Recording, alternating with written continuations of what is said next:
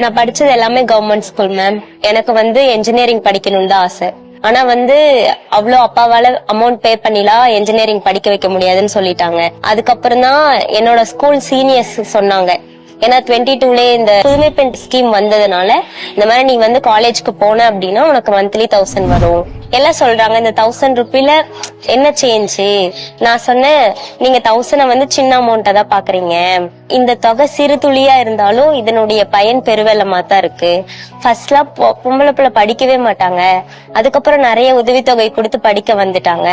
ஆனா இந்த புதுமை பெண் திட்டம் வந்ததுக்கு அப்புறம் தமிழ்நாட்டுல முன்னாடி இருந்த உயர்கல்வி சேர்க்கையை விட 34% அதிகரிச்சிருக்கு. அப்படின்னா இது இத்திட்டத்திற்கு கிடைத்த வெற்றி அல்ல, நம்ம முதலமைச்சர் அவர்களுக்கு கிடைத்த வெற்றி தான்.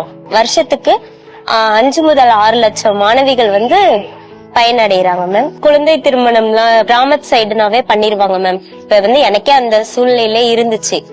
3வது பொம்பளை பிள்ளை எதுக்கு படிக்க வைக்கிறீங்க, கல்யாணம் பண்ணி கொடுத்துடலாம்ல, இப்படியா இருந்தாலும் இன்னொரு வீட்டுக்கு போக போறதானே, கடமையை முடிச்சிடலாம்ல அப்படின்னு சொல்றப்ப இந்த 1000 ரூபாய் இதனாலதான் நான் படிக்கிறேன். இங்க இப்படி நான் ஒரு இன்டர்வியூ தரேன் அப்படின்னா இந்த திட்டம் இல்லைன்னா இது நானும் ஒரு கிராமத்துல தான் இருந்திருப்பேன். என்னை இவ்வளவு தூரம் வெளியே காட்டுச்சு அப்படின்னா இந்த திட்டம் தான். நீ படிச்சா மட்டும் போதும் அப்படின்னு சொல்லும் போது வர சந்தோஷம் இருக்கு மேம். ஏன்னா இங்க பொருளாதாரம் இல்லாம நிறைய ஸ்டூடெண்ட் படிக்க முடியாம இருக்காங்க. நீ படி, நான் உனக்கானதை செய்யறேன் அப்படின்னு சொல்ற கவர்மெண்ட் கிடைச்சதுனால ரொம்ப பெருமையா இருக்கு. இப்படி ஒரு திட்டத்தை தரல அப்படின்னா எங்களை மாதிரி ஸ்டூடெண்ட் எல்லாம் வெளியே வந்திருக்கவே முடியாது.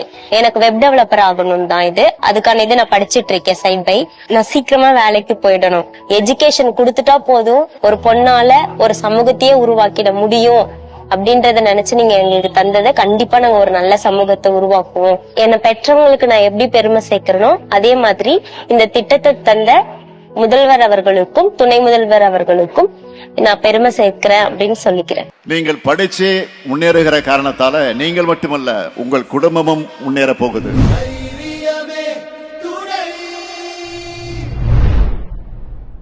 வெளியீடு உங்கள் செய்தி மக்கள் தொடர்பு துறை.